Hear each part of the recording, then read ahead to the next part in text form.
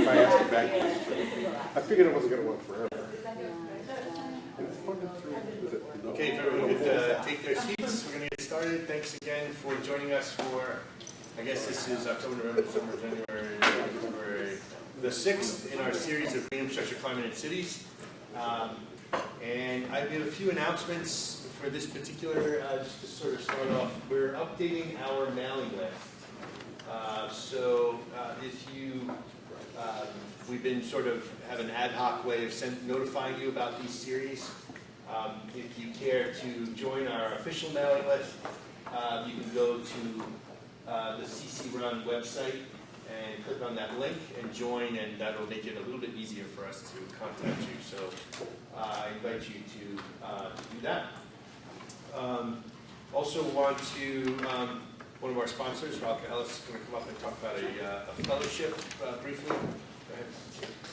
So hi everyone, I'm Rebecca from the Franklin Institute, and we're running a science engagement fellowship for any interested science-based professionals, i.e. you guys. So this is a series of professional development workshops where we'll talk about how people learn, how one goes about creating a hands-on engaging activity, and then you'll get tapped into our network of trained scientists who can go out do outreach at festivals, at the museum, in classrooms. So if you're interested in something like that, we know science communication and science engagement is super important, especially in the kind of topics that we deal with in our research. So if you're interested, I have some flyers. I'll just pass along the room. And let me know if you have questions. Thanks, Luca. And speaking of science, another last little advertisement is coming this spring. We may have another series of speakers called True Science. And we'll have speakers sort of talking about the scientific facts associated with the issues you see there. So it'll touch on climate, but we're going sort of across the board to issues, economics, healthcare, immigrants, refugees, race, religion, on and on. So keep an eye out for this next series, which will happen in tandem with this series as well. So again, just for those of you who are tuning in for the first time, this is Green Infrastructure, Climate, and Cities, and we're talking about how greening cities in a very broad way, the types of benefits that it can have, especially in a context of climate change. And so we are at March 1, which is the 6th in this series, focusing today on greenhouse gas mitigation with two speakers from Drexel. So in general, we have 1 to 3 speakers, and this is being webcast, and those of you who are tuning in online, you can ask questions, and we'll be entertaining them at the end. And as I said, today the two speakers are from Drexel. Patrick Gurian, as his first speaker, is associate professor here at Drexel. And the second speaker is Shannon Capps, who's an assistant professor here at Drexel. And they'll be talking about benefits and emissions and co-benefits associated with various infrastructure issues. So with that, I will call up Patrick, who will be the first speaker.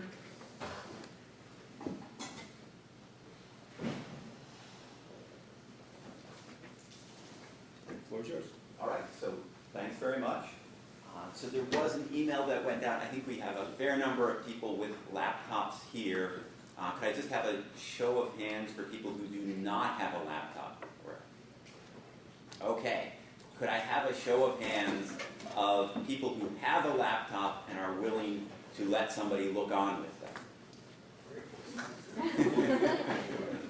All right, so could we have the people, could you keep your hands up for a sec?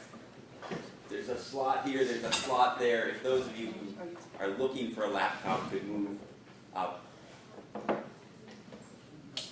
All right, so if you have a laptop, rather than listening to me speak, go to this website, drexelam.wikispaces.com, and when you get there, I have to get out of this. All right.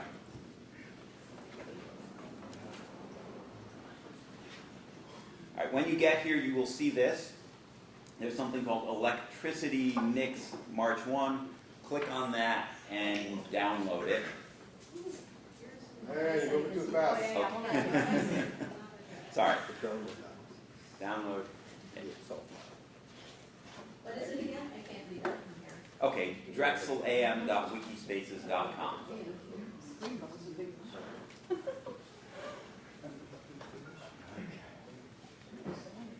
What is this? This is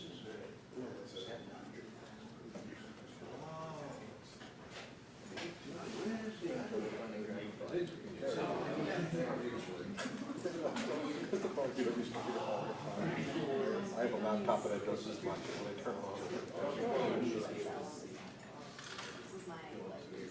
This is the file. Okay, no, from the notes.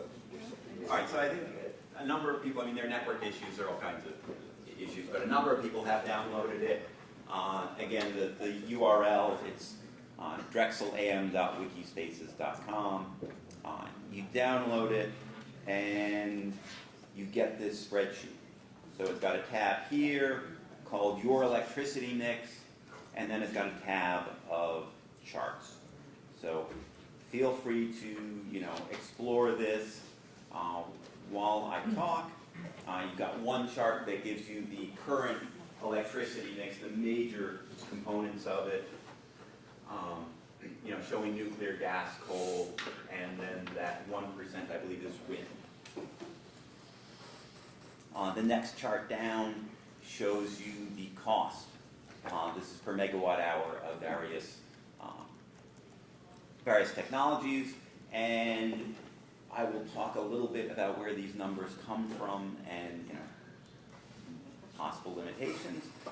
Then emissions, tons of CO2 equivalents per gigawatt hour are the next chart, and then you go down one more, and it's emissions reductions achieved over additional cost relative to natural gas. So if you have a really high bar here, that's a technology that if you switch to it, you get a lot of emissions reduction for a given investment.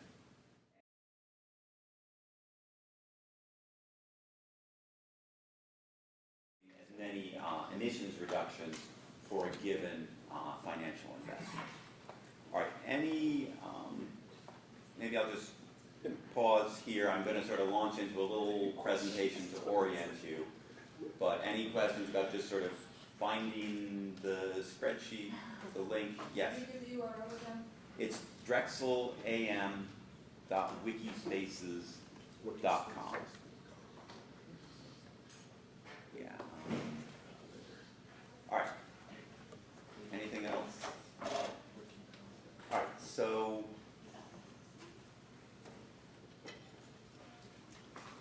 with that, I will give a quick orientation to this exercise. Will this be available if we want to look at it at home or something? Yes, so that is a public site. Anybody can download it. It's not protected. It's not like it's just accessible from campus or anything like that. It's out there now. All right.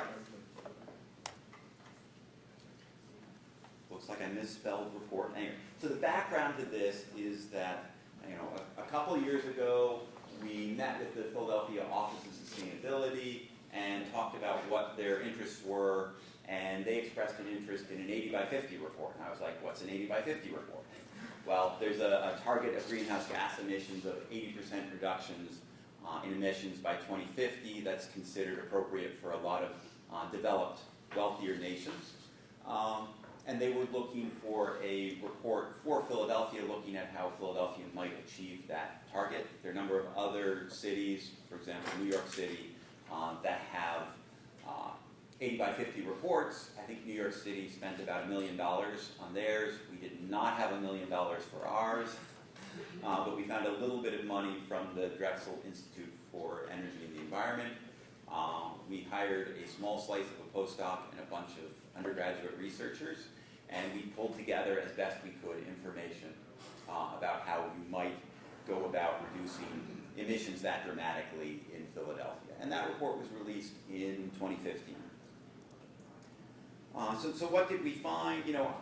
The way if I had to put one bullet item up there about that report, I'd say, look, dramatic cuts in emissions are feasible, but they're not free.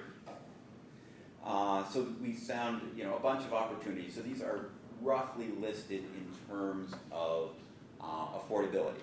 So you start out with building retrofits. There are some building retrofits where you can actually save money with the retrofit, where it pays for itself without even considering the benefits of greenhouse gas emissions reductions. Then the next most promising area looked to be decarbonizing the electricity supply, going towards more renewables, low carbon electricity sources. And then we got to transportation, which also had some promising options related to, lots of things that you can do in the transportation arena, but a lot of the really big, substantial reductions came from plug-in hybrid vehicles or fully electric vehicles. And then finally, getting to the last slice, the building energy efficiency retrofits, they sort of started and they ended, because there are some building energy efficiency retrofits which are just really, really expensive, where you're getting into changing the envelope of the building. It's a lot of upfront money, and it's just going to take a long time to recoup that money. All right, so we avoided saying recommend in the report. We just said there are options out there. We're not the ones to choose. All right, but at some point, somebody actually does have to choose. So, what's next? What follows? In terms of buildings, there's a lot of interest in that area. They are decentralized decision making. You've got lots of decision makers. It's sort of an issue of getting good information out to people, incentivizing practices. I think there's a lot that could be done in that area. Electricity really struck me because it's a centralized decision-making system. We have to come together as a society and figure out what kind of electricity we're going to generate, how we're going to generate that electricity. Also, looking at just the time scale here, one of the things that we argued, maybe a little bit understated in the report, is that transportation, yes, it's really important. The investment horizon is often sort of a decade, maybe two, in terms of life cycle of a vehicle. Electricity, again, these are rough, broad brush statements, but the investment horizon there is many decades. It's longer than a lot of vehicle ownership things. Maybe even approaching a century with some of these nuclear power plants. We don't know how long they're going to go on, but there's no complete technical barrier as to why you couldn't keep rehabbing them and going on with them. So, maybe some of these decisions that we make could be the better part of a century. So all of these said to me that we really need to figure out what we want to do about electricity generation and figure it out soon, because we don't have a whole lot of decades left to figure this out. Okay, so then, well, how do you decide? Well, you can send out a survey and say, do you like technology A or technology B? And if you literally put that question on a survey, you will get some people who skip it. You'll get a lot of people say, I don't know, I'm getting $10 to fill this thing out, I guess I better check technology A. So the idea here is, when we say things, do you want this option or that option, do people really know what's underneath that option? Do people have informed values when they go to make decisions about where their electricity comes from? Well, they might or they might not. It depends a lot on who you're talking to. A lot of people, I think, in this field are going to have certain, end values, intrinsic values about health and safety, about protecting the environment, but they're not going to necessarily have a preference about carbon capture and sequestration going into this. So you would want to work with them and help them develop their values, and some sort of mediated modeling where the technical model helps inform them of what the possibilities are, what the constraints are, what the costs are of different options, so that they can start to understand what the trade-offs are and hopefully come to some informed decisions, so they're not just kind of checking a box because you've given them a number of options on a survey. So that's what I'm hoping to get from, is sort of the knowledge that we distilled into this report that I thought was nice and user-friendly and easy to read, and when the city saw it, the first thing they said was, well, we can't really expect the public to read this. We'll do a 2-page summary of it, but I was like, no, we worked so hard to be accessible. All All right, so what we have is a spreadsheet where you can work through it and design your own electricity mix, the one that fits your values. So what we're trying to do again is to pull together the information and put it at your disposal. Now, is the information that we pulled together perfect? Of course not. It could always benefit from further technical review. If you are someone who has that expertise, absolutely, let us know where we have the wrong value and where we should be using a different value. Obviously, having a citation strengthens that point a whole lot. And the other thing is just that the interface is a little primitive. This is, I think, not the absolute dream mediated modeling application. But I thought it was worth checking in and having some people look through it and seeing what people come up with. Again, ideally, we would go through and we would carefully test this. We would look for knowledge gaps in our intended audience. We would evaluate how well our communication protocol fills those gaps, which gaps are decision relevant, those sorts of things. In this case, we're in the situation of having run out of 80 by 50 funding, and yet I think we do have some interesting results, so I thought I would sort of wing it and see what people could come up with, how tractable this is. So this is your chance to dig into the spreadsheet. We have a few minutes for you to look at it. So probably at this point I should bring up the spreadsheet. Talk a little bit about where the information here comes from. Okay, so Just a little bit, not this is basically all in the 80 by 50 report. So if you go and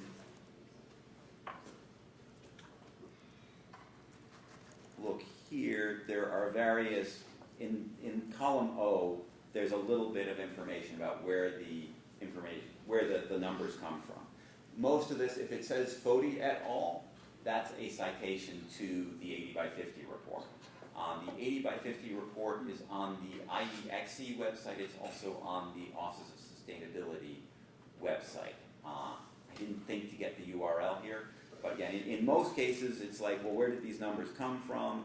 And it's just citing you back to the 80 by 50 report. In one case, hydroelectric, I got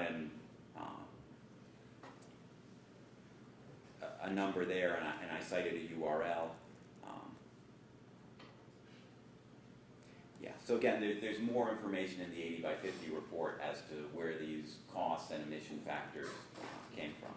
All right, so just to kind of get yourself introduced to the spreadsheet, note that there's a color coding system. So yellow is where I'm definitely looking for something from you, for you to enter a number. Green means there's a number there. It's generally from the 80 by 50 report. It may not be the perfect number to use, but in the context of like this afternoon, you're probably just going to leave most of the green cells alone. Again, those are ones where it'd be great to have additional input. Those numbers aren't perfect, but they're numbers that we pulled up during our literature review. And then finally, come down here, and these blue cells are the outcome cells. So as you make your mix, you'll be looking at things like, okay, am I meeting the current electricity demand? Maybe you want to, maybe you don't want to. It tells you where you are relative to the current generation capacity. What the cost is. Again, maybe you want to be cheaper, maybe you want to be more expensive than the current mix, but this will show you what your current cost is, and here in this cell, this was one of ZN's bells and whistles. It shows where you are relative to the current electricity cost. Would be the template values that are in here would be 9% more expensive, and the values that are in here would meet only 42% of the current demand. So maybe you think it's okay because we'll do demand reduction.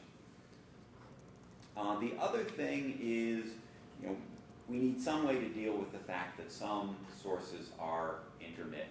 Particularly solar and wind are looking pretty attractive financially, but they are intermittent sources. We don't, at this point, I think, have the capability to have a grid that is 100% intermittent supplies. We, again, looked in the literature. We found an estimate that about 30% of this grid of the annual demand could be met by renewable sources, and we went with that. So that is suggested as a constraint for you. So as you make different choices about what the energy supply mix might look like, keep an eye on this cell. If this cell goes above 30%, just be aware that you're exceeding the number that was established in this report. Again, so that report would be cited in the 80 by 50 report. Are they the one with the flag beside it? Yes. So again, it's always got a flag beside it. We need to do some programming here, but it should only give you a flag when you're over 30%, but it always gives you a flag. So always look at it. But if it's above 30%, particularly be mindful of it. All right. So what can you do with this? Well, you can go here and you can look in column E, and it shows the current electricity mix. And then you can go over here in column K and say, oh, we've got all these yellow cells, so Patrick's looking to get some input from me on this one. And you can type in different percentages there. There's also the total demand here. So this is Philadelphia's annual electricity demand in gigawatt hours. Again, if you think everybody should be conserving a whole lot more and that number should go down, you can move that down. If you think that plug-in vehicles are going to come along and generate a whole lot more demand, then maybe you want to increase that further. What we found was in the 80 by 50 report, it wasn't exact, but the reductions in electricity use that you might get from building retrofits were very, very roughly balanced by the additional demand that could be induced by electric vehicles. So at that point, we did not change the demand. We said there's not enough basis to change it. Yes? Is this the Mid-Atlantic energy grid or? So this was what's the name of the grid? This is like the very specific part of the PGM grid. Yeah, so that Philadelphia draws. It's like the RFC East. Yeah. Yeah, and then we ratioed it just to Philadelphia's portion of that grid.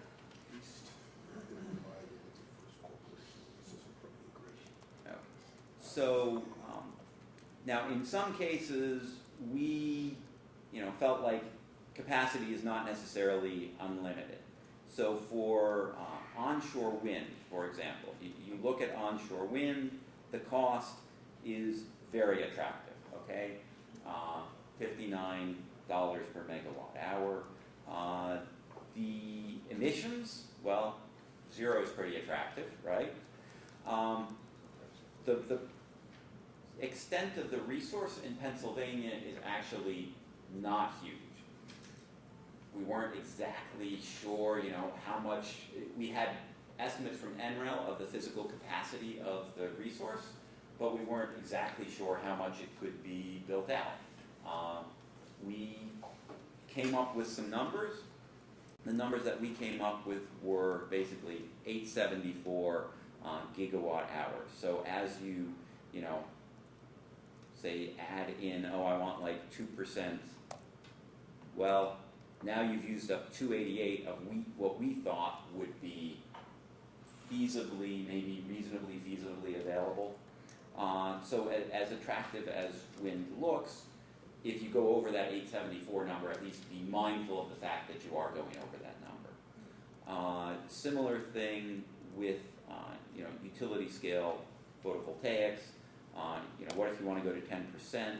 Well, in that case, we did some calculations again based on the extent of the resource as estimated by NREL in the Philadelphia region and some surrounding counties, and kind of said, well, how much could you really do? And came up with this figure, which is actually huge, the 6,500 gigawatts. So here, I think, as if you are playing around there, look over here and see selected intermittent, and be looking as to what percentage of your grid is now intermittent. So at this point, we're at 22% intermittent sources of power. So again, if you buy the 30%, we're okay, but we're already starting to approach that. Yeah. So are your costs per megawatt hour based on capacity or capacity as well as production? This is just a levelized cost of electricity. So this basically assumes that, like, at our convenience, we replace these plants having fully recaptured the capital costs. Yeah. Yeah, I mean, I had the exact same question. So capacity is you install a wind turbine and at 100%, like if it's used 100% of the time, it generates Right, so these 20 incorporate, megawatts, at typically more like 50% capacity. right, these incorporate typical capacity factors. So these have a capacity factor Yeah. included. Okay. And your emissions calculations are purely for electricity generation, but not life cycle, correct? Because there is CO2 embedded in building a wind turbine. Yeah, if they're from E-Grid, they would be. If they're from the RFCD's numbers, they would just be the. It's just the generation. Greed, right, these were from Greed, I believe. Oh, from Greed? Yeah. Greed. So- Some of that in there, then. Yeah, I mean, Greed is supposed to be Yeah. life cycle. There's CO2 emissions in making a wind turbine. Right, so should they be zero? Again, the Greek numbers came in zero. We went with them. Obviously, they're not literally zero, right? Somebody's got a really big magnifying glass and they're melting aluminum. Yeah. All right, so here's how would you make your way through this? What I would suggest is, go through, look at the charts, kind of familiarize yourself with it. Demand reduction is certainly an option, but there's that point that I made about plug-in vehicles might be on the way, which would increase demand, and this sort of very rough balance between what you might save in buildings versus the demand you might get from vehicles. I think nuclear power is going to be something where people have just very different preferences, and so nuclear was handled just a little bit differently from the other sources. Let's say you wanted to make this 100%. You absolutely can type in 100% there and you're done, and that's great. But I think we need to think a little bit about siting these things and how quickly how many would it involve and how quickly we'll be able to do this. Now there are nuclear plants that are under construction in, I believe it's South Carolina and Georgia. I just heard something about how they're bankrupting their parent company, but we are building nuclear plants in this country again. Those facilities were basically 2 reactor facilities that came in around 2.5 gigawatts, and I believe that's rated capacity. So then there was a ratio to turn that into, if you built those somewhere in the grid, how much of that would go to Philadelphia? It worked out to be about 6.2%. So if you hate nuclear energy, you want to zero that out, then in cell E2, the magic number to enter is negative 4.71. Obviously, I back calculated that, but then look, nuclear is now zero. If you don't like it, it's gone, you got rid of it. Let's say you love nuclear and you want. There, sitting at the plant. The what? It said the waste is still sitting at the Oh plant. boy, for like a century. But Do you know what the emissions for the nuclear? sorry, so nukes,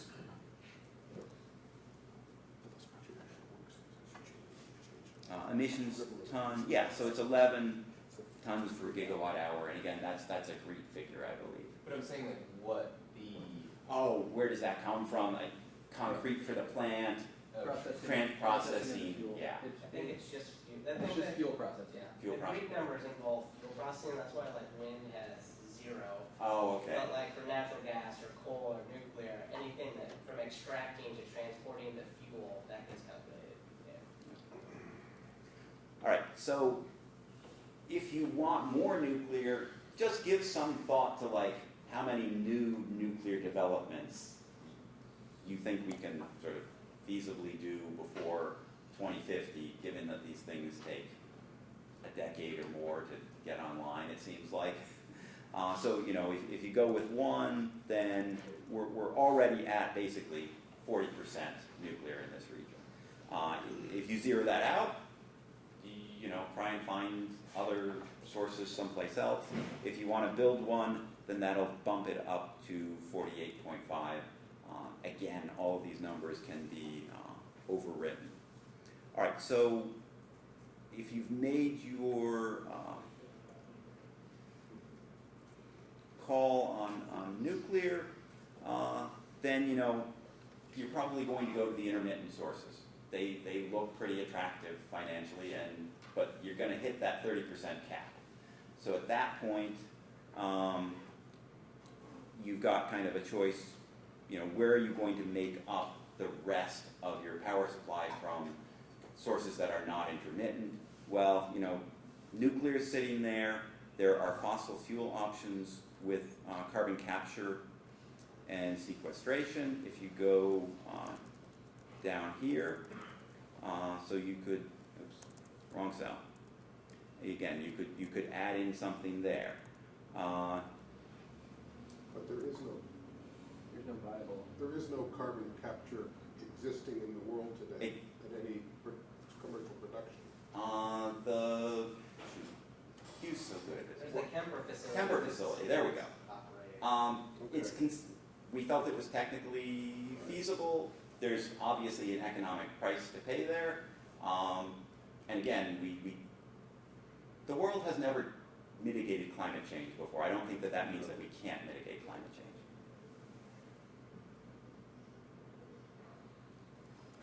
So you can choose your percent there. And so some way, work your way to some reasonable, oh, and then the other option would be the battery storage option. So at this point, the cost estimates that we had, again, you could do utility scale photovoltaics with battery storage, so you could type something in there. But the cost per megawatt hour is pretty expensive. So with that, I've only got a few minutes left, but please take a few minutes and play around, make a quick question. Does this output what the consumer cost per kilowatt hour would change with It the- sure does. Okay, That's down here. great. All right. So take a few minutes, play around with it. I'll just come around and answer questions as they pop up, and then maybe take a couple minutes to see if people have comments. I wanted to max out like residential choices. Okay, so like there's a PV, so residential rooftop PV, and you can see available. You just have to play around with the percentage there before you get that number. What, yeah. Working on a phone?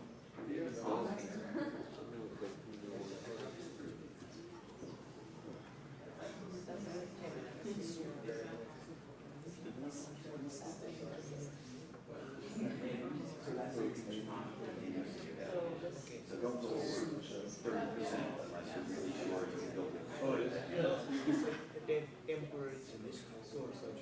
Actually, they have it noted that there is no carbon capture because in the column of available gigawatt hours, it's Look at this when I get back to my work in these areas.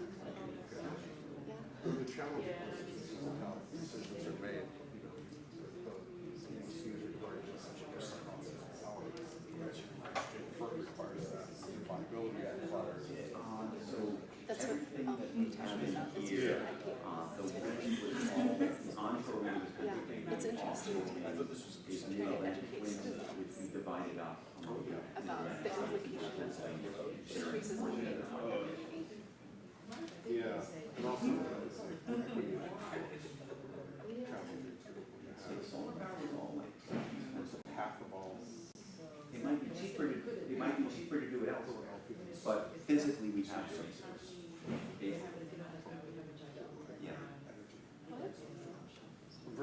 Maybe PGW. You don't even have to purchase it regionally. There's enough in southeast Pennsylvania. No, we just have it subsidized sometimes. Right, so then it doesn't matter where you get it from. That's part of SNAP. It's still gonna be No, it's intermittent. in the PGW rates. Why? Yeah, if, oh, if you spread it out over a lot. But, Again, if for all of these. people feel that way, show us the citation. I mean, we've got a study that has looked at the grid locally, is that But also, the these grid are average costs. is out there. Again, if you can exceed that 30%, it's just, think about the technical basis for it.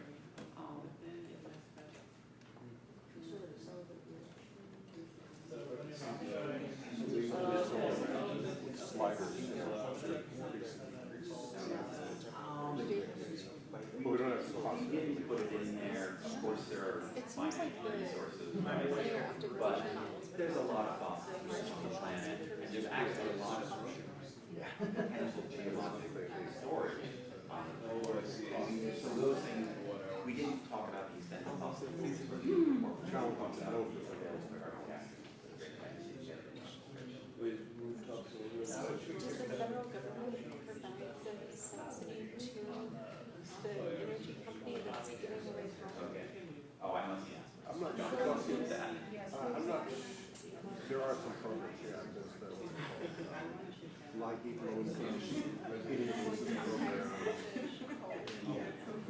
Alert LIFR provides low-income utility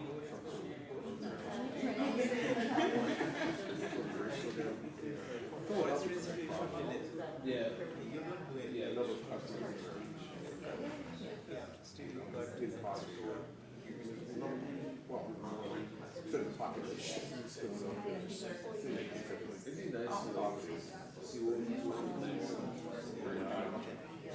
The highest one is No, like, I mean, say, you know, you could like a circle.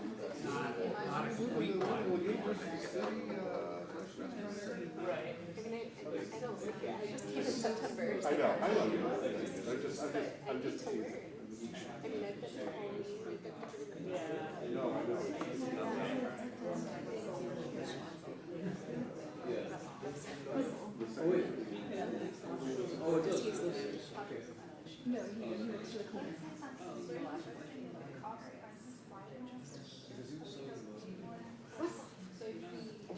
Where you get your I was in Boulder. Boulder, that's it's a problem. Boulder's a problem. Here's the Atlanta, we're a bit more diverse.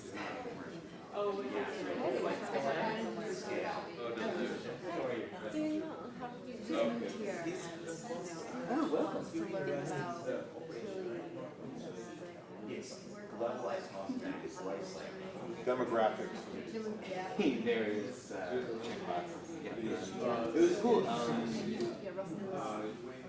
The person that because Richard, like I ended up that whole class ended up coming to the rally yesterday. And like ended up, I guess you probably don't know anything about that. PCNJ. Right. So we did. Yeah. I remember we figured we pretty much maxed out. So we did meeting point. They were like, oh, you want to talk about active change? The exact time and they all just, they all just came to the rally and we all met up in like Dilbert, but we didn't do it for all. We didn't do it for hydro. We didn't do it for violence. But you know, there would be fun. I'm like still with the energy. It's like sort of like we're getting a third from this power plant. and quarter from this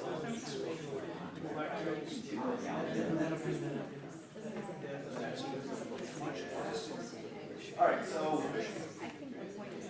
it seems like people have made some progress. Did anybody make their dream electricity mix and want to share it?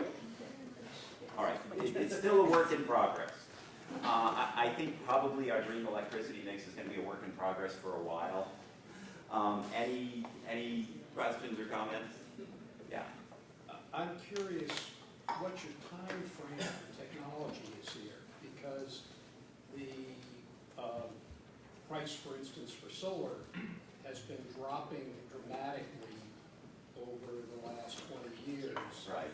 And so the assumptions about the technologies underlying this may be right for 5 years, but you're trying to look longer term, and how do you deal with that?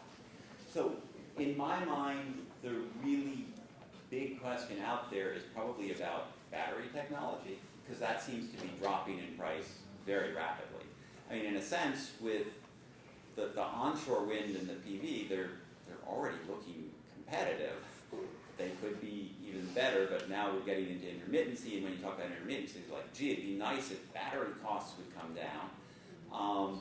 Storage costs, not necessarily batteries. Could be other storage costs. We looked a little bit at that, and there was some forecast of like a really big drop that we did as an alternate scenario. There are also people who do these, learning curve projections and try to project out based on future adoption how much the cost will go down.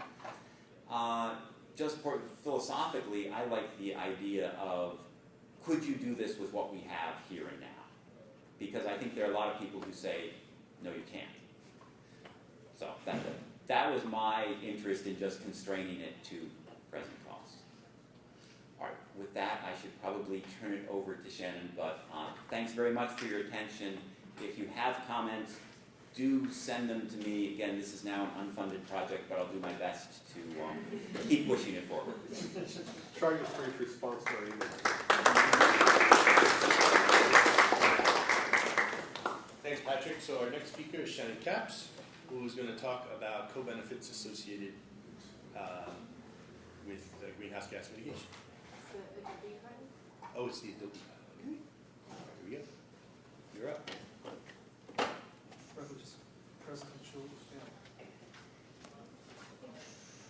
Thanks so much, Marco, for the opportunity to share with you today a project that I've been a part of where estimates of co-benefits from greenhouse gas, specifically CO2 mitigation from the electricity sector, have been evaluated.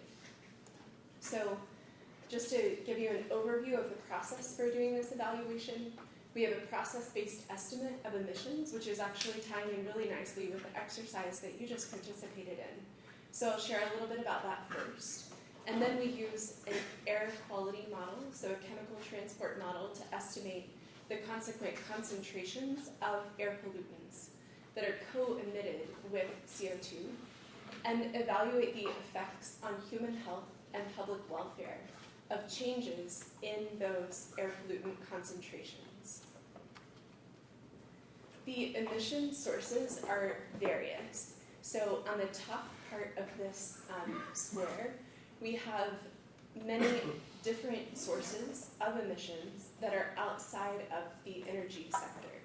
Those range from industrial activity to sea spray that comes from waves breaking and bubbles popping over the ocean. These are all included in our estimates of emissions into the atmosphere that are calculated in our air quality model. On the bottom part, what I've shown are the different sources of electricity that are included in the integrated planning model, which is a linear optimization model that is constrained to meet the demand for electricity at the least cost manner and compliant with air quality regulations. So each of the different sectors that we just described, the ones on the left being lower, if not negligible, CO2 emitters, and the ones on your left are white and negligible CO2 emitters. The ones On your right are offenders. They emit a good bit of CO2 per amount of energy produced. So in the integrated planning model, each and every boiler, for instance, that produces energy is represented, both with its spatial location and the temporal variability of its contribution of electricity to the grid.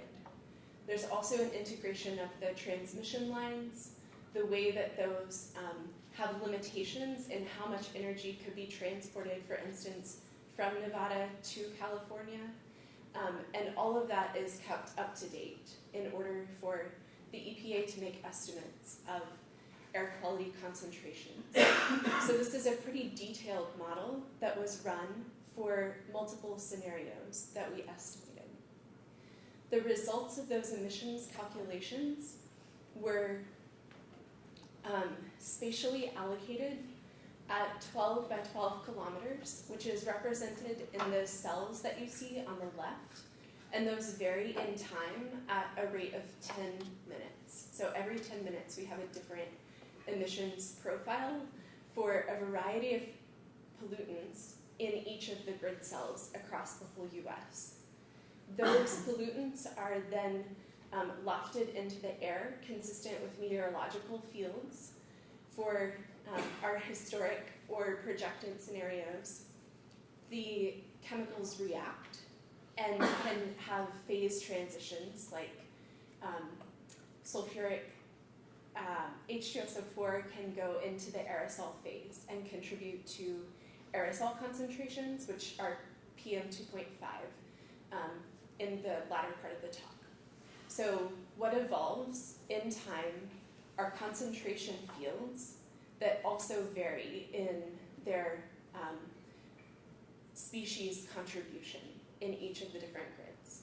So these are useful for exploring a range of plausible impacts of policy implementations, as we're doing in this case. If we were to implement, as states have been doing, the Clean Power Plan, how would we expect concentrations of pollutants to change? You can also use these types of models to postulate explanations for unexplained observations. So many times we can compare the modeled estimates of concentrations against what's measured and say, why do these differ? What are we misrepresenting? And alternately, we can evaluate policy choices for concentration-based goals, as the EPA typically does for the National Ambient Air Quality Standards. So I mentioned that what we are going to do is to assess the impact of changing emissions, and it's just your basic finite difference calculation. So we run the model twice. That's the F in the numerator of the difference, and the delta X is the change in emissions. And what we are going to look at today are changes in the concentration of two pollutants, ozone and PM 2.5, which change due to reductions in emissions of oxides of nitrogen and sulfur dioxide. These are pollutants that are co-emitted with fossil fuel combustion that's causing the emission of CO2.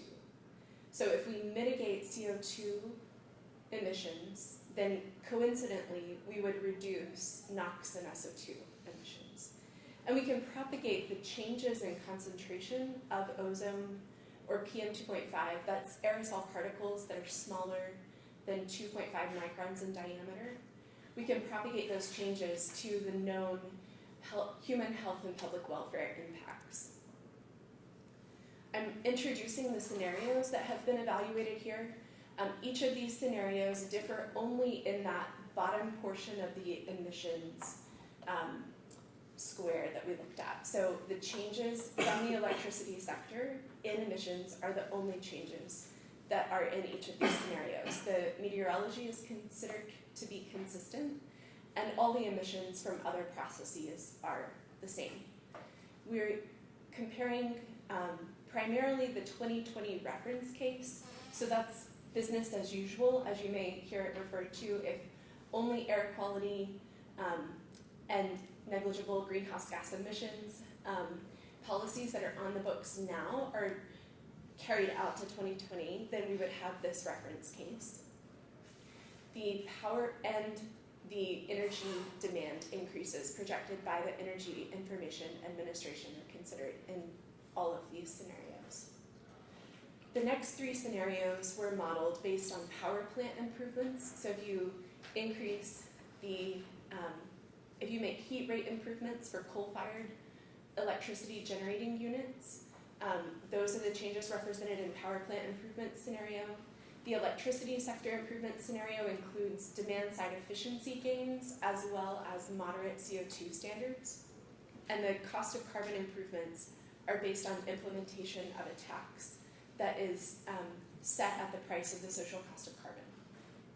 These are compared against the 2020 and 2030 EPA Clean Power Plan proposed options. So here's the energy generation in each scenario. I've split it out by the same boxes that you looked at before. On the far left is the total. You're seeing those same cases that I just presented in the colors for each of the different types of energy generation. So on the far left is the total, and then we see the total fossil generation. So it's more than half in all of the scenarios. And then the next four, combined cycle from gas, combustion turbines from gas, coal with no carbon capture and sequestration, and then coal with carbon capture and sequestration, are shown for each of the scenarios following. You can see that only the carbon tax induced the model to have CCS used because of the high cost of choosing that route, which is consistent with the exercise that we just completed. And then on the far right, we have nuclear, hydro, wind, biomass, and as you'll note on the final column, new energy efficiency gains are similar in our electricity sector improvement scenario and the 2030 Clean Power Plan implementation. We can also compare those to see that that's the scenario most similar to the EPA Clean Power Plan implementation scenario as of 2030. So that's the main one that we'll focus on. Most of the comparisons that I'll make are between the power plant improvements, which have minimal effects on emissions, and which is in orange, and the green electricity sector improvement scenario. And this is just commenting that it's more than 2,000 fossil fuel-based electricity generating units that are considered in the integrated planning model for the electricity sector. So it's very comprehensive. Sorry, by electricity sector, do you mean demand? Is that meaning efficiency improvements in the use of electricity? Or how does that differ from power plant improvements? I'm just trying to understand. Maybe I misunderstood, sorry. No problem. The power plant improvements in orange only have inside the fence heat rate improvements at the coal-fired So this includes HE. demand side efficiency, okay. The green includes demand-side efficiency as well as a moderate standard set to which some trading of energy sources needed to be introduced. So More- there's fuel switching Yeah, from coal to natural gas. yeah, exactly. More similar to what's happening in practice. More details on these scenarios are available in the paper referenced at the bottom. So the impacts on emissions are shown here, CO2 on the left, sulfur dioxide in the middle, and oxides of nitrogen on the right. For each of the scenarios, again, we're going to focus on comparisons between the power plant improvements in the reference case and the electricity sector improvements in the reference case. I've left the 2030 EPA Clean Power Plan emissions here just for comparison so that you can see that indeed our electricity sector improvement scenario is most similar to what was modeled by the EPA. They also use the IPM model. If you're interested in details, we can talk about this more comprehensively, but I'll just note that this modeling was done at 12 by 12 kilometer resolution across the whole continental US. It was done with a fairly recent understanding of the science that happens in the atmosphere, and then our best understanding from epidemiologists of how PM 2.5 impacts all-cause mortality, and our best understanding of how ozone impacts mortality are included in the estimates of the health benefits. So I'm going to talk first about the health benefits, and then we'll talk about the vegetation impacts. So this is demonstrating the air quality co-benefit, so the change in PM 2.5 between the power plant improvement scenario and the reference case in 2020. Each of these maps will look similar. The color scale may differ between them, so you'll just want to be attentive to that. What's evident here is that we have essentially negligible changes, aside from some in Iowa. However, with the electricity sector improvements, it's noticeable that up to a microgram per meter cubed of PM 2.5, which is it's approximately 10% of the National Ambient Air Quality Standard, change could be made with these electricity sector improvements in a fairly wide part of the eastern US, and in select locations where coal-fired power plants in the west are contributing to PM 2.5.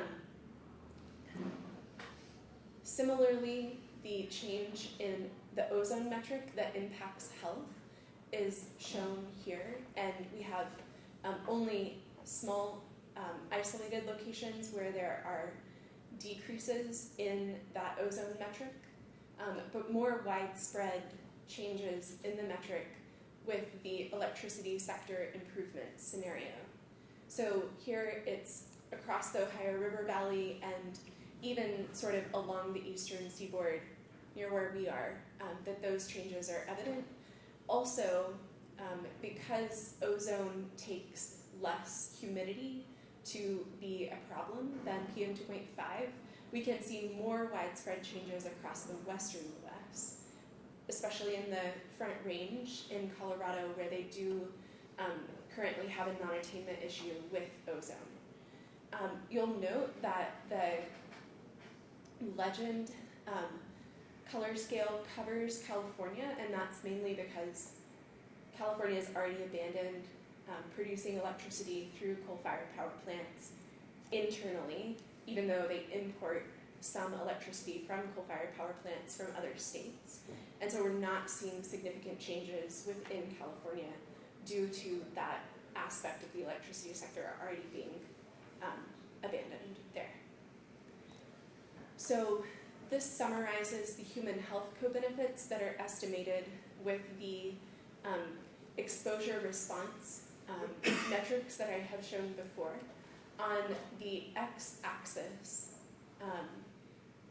for each of the plots, we have the CO2 emissions averted. On the y-axis on the top, the NOx emissions averted are shown, and on the y-axis on the bottom, we have the premature deaths avoided per year.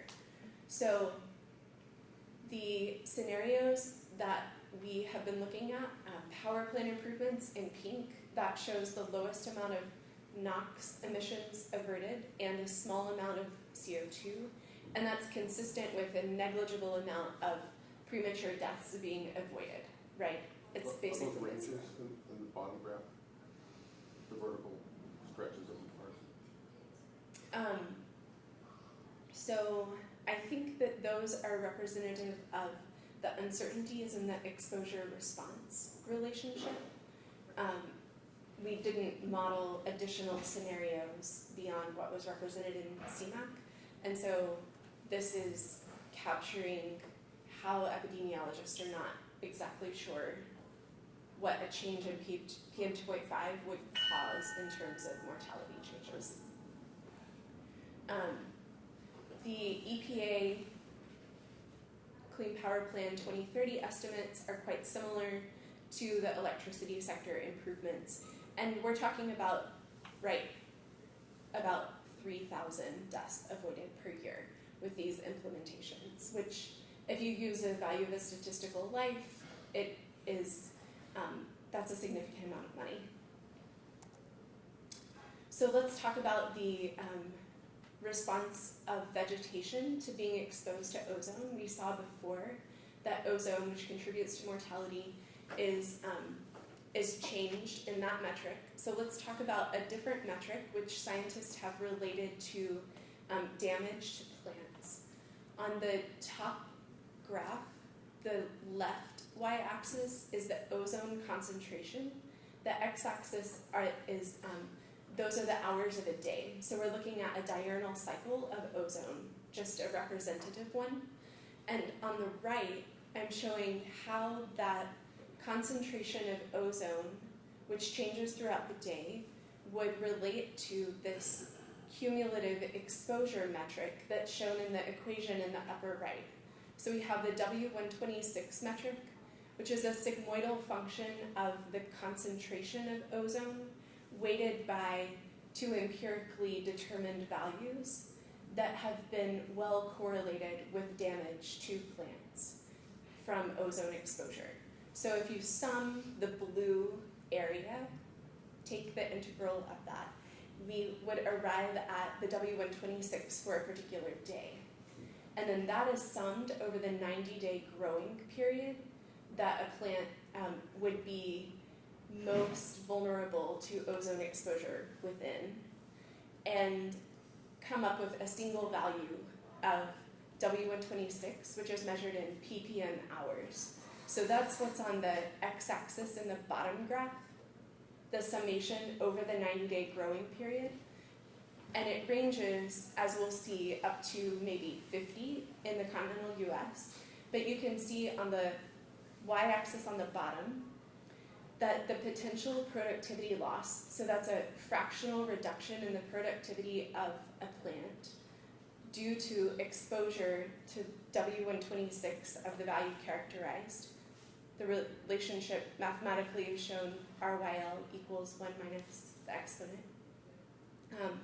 That relationship has been determined for a variety of crops and trees.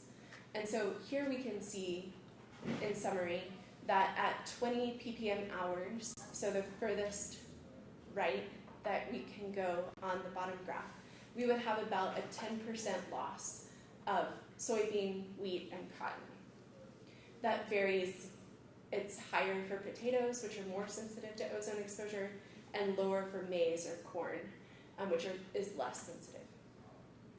So we can combine that information with W126 from our year of modeled ozone concentrations. And what I'm showing here is the reference W126. This is where we can see that it goes up to 56 ppm hours, especially here along the coast, in the eastern seaboard, in the Ohio River Valley, and in Southern California, as well as the Front Range in Colorado. Then, as we did with the air quality co-benefits for humans, we can compare the change for the power plant improvement scenario. This looks similar. We have only the change in Wyoming for the power plant improvements, but for electricity sector improvements, we can see that the W126 is reduced by up to 5 ppm hours in the Ohio River Valley, and even along the coast. So one of the themes the seminar series is concerned about, right, is green infrastructure. So we can consider how trees in cities where ozone concentrations may be higher are impacted by that pollution, how they have reduced capacity for growth, and how scenarios that reduce the ozone concentrations in cities may contribute to a healthier environment for vegetation to grow in an urban location. So we've talked about the W126, and now we need to know where are the crops and trees growing that they might be exposed to these ozone concentrations. So this is a distribution developed from the USDA's National Agricultural Statistical Survey, where we took that information at a county level and plotted it onto the 12 by 12 kilometer grid. So you see soybean production in bushels in green, cotton production in blue, and potato production in the copper color. Just as a reminder, these are the ways that we have mathematically related the exposure of those crops to the W126 metric we developed. And so in each of the grid cells, we can expose the crops that were produced to the ozone concentrations we modeled.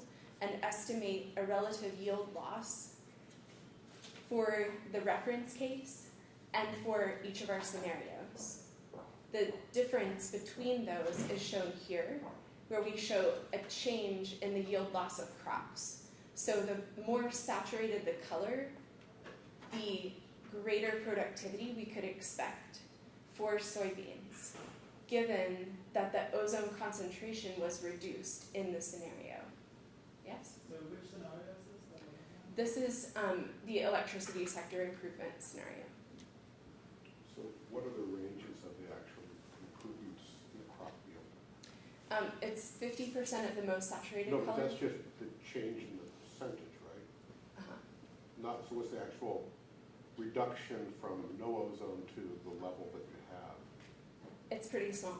Okay, Yeah. that's what I thought, yeah, I because can it's not a show you. 50% improvement in plant yield. It's a change from a 0.5% loss to a 1/4% loss. Right. That kind of thing, okay. Mm-hmm. Thanks. Yeah, we can look at these. Afterwards, the size of the marker is scaled by the potential productivity loss in the reference scenario, and the maximum, so the largest marker would be at, I think, 8 to 10%. So most of the losses in the reference scenario are closer to 2%. Yeah. We can do the same thing with tree distribution. So examples here are shown as quaking aspen, eastern cottonwood, and black cherry. And this is from the USDA's forest inventory analysis tree biomass estimates. And Jesse Bash has a paper where he's shown that you can use this combined with satellite-based estimates of leaf cover to distribute the 11 species of trees that we estimated the losses of in this case. So these are the tree exposure response functions. The y-axis is changed here, which is important to note. The x-axis is the same, up to 20 ppm hour. On the left, though, on the y-axis, we're going up to 100% ppl. So the changes, although they appear to be small, previously the y-axis was up to 20% losses, and so the majority of trees are still in the range more similar to crops, whereas black cherry and eastern cottonwood are quite sensitive to ozone exposure. And so this is just a similar plot with some information that includes those total reference loss absolute amounts and the gains experienced with respect to crops. Soybean co-benefits in 2007 dollars were estimated to be more than 30 million, and cotton at around 5 million. So very, very small percentages, but a big industry lead to pretty large numbers of savings. And then the eastern cottonwood responds the most to changes in W126, and the quaking aspen, which is shown in blue, demonstrates that across the whole country we can see benefits. So in this greenhouse gas emissions mitigation session, I wanted to communicate that the reduction of co-pollutant emissions with mitigation of CO2 could improve both human health and public welfare. And this can be leveraged in communicating the value of making changes to our electricity sector, not only for the sake of climate mitigation, but for other purposes as well. So I'm happy to take any questions if you have them. Oh, I should comment, if the slides are linked, you can click through on the project website to find out more information about this, including the data and funding from the William and Flora Hewlett Foundation, and the Grantham Foundation was secured by the Syracuse and Harvard teams. So yeah, acknowledging those. Okay, happy to take any questions now.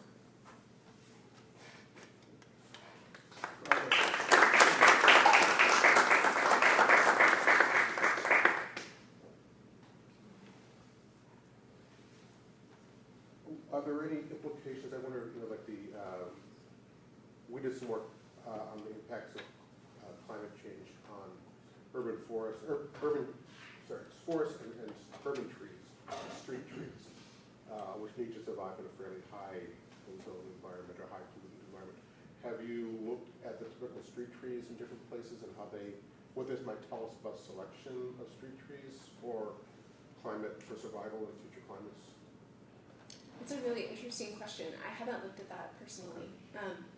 I have understood, so one challenge with ozone effects on trees in cities is that we are often in a range where the ozone is titrated by the NOx in an urban core. So actually reducing NOx, coincident with other emissions, can increase the local ozone concentration, which might not reveal co-benefits to the trees. I do think you have a more interesting question though in asking what would be a tree that is resilient to the ozone concentrations that are currently Or present. what does it say about selecting trees for, 'cause most trees aren't selected, right? Most trees just plant themselves and most, you know. Yeah. So what does it say about those, when we have an option to select trees either for planting in state forests or for planting in urban areas or for planting in people's yards, about what trees are best suited Yeah. in, Sure. So if ozone is the primary concern, such as in a forest that's downwind of Philadelphia or New York and is going to regularly be exposed to higher ozone concentrations, then a plot like this might be helpful in making that decision. I should comment that we've neglected how the trees are responsive to changes in temperature, moisture, or CO2 concentrations in this study.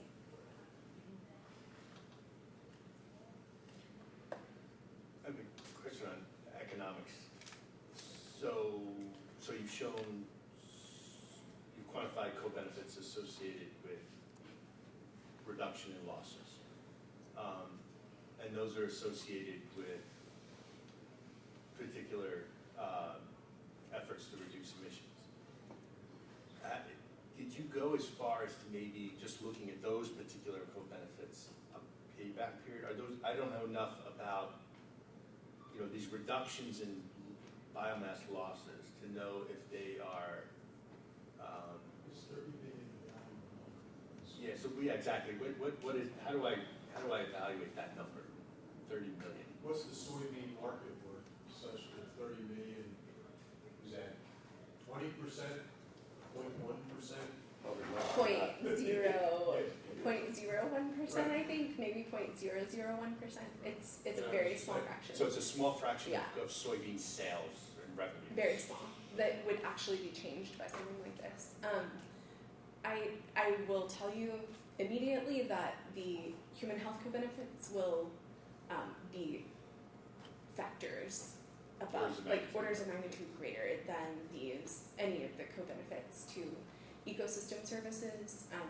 The team is continuing to evaluate other ecosystem services that are enhanced when we implement plans like the Clean Power Plan, but all of them will be dwarfed by the value of a statistical life. So I haven't projected how quickly the Clean Power Plan, I think that the American Lung Association did that comparison or something like it when the initial rule was proposed in coordination with the Driscoll et al. 2015 paper. Yeah, I don't remember the years or numbers off the top of my head. Okay, thanks so much for your attention.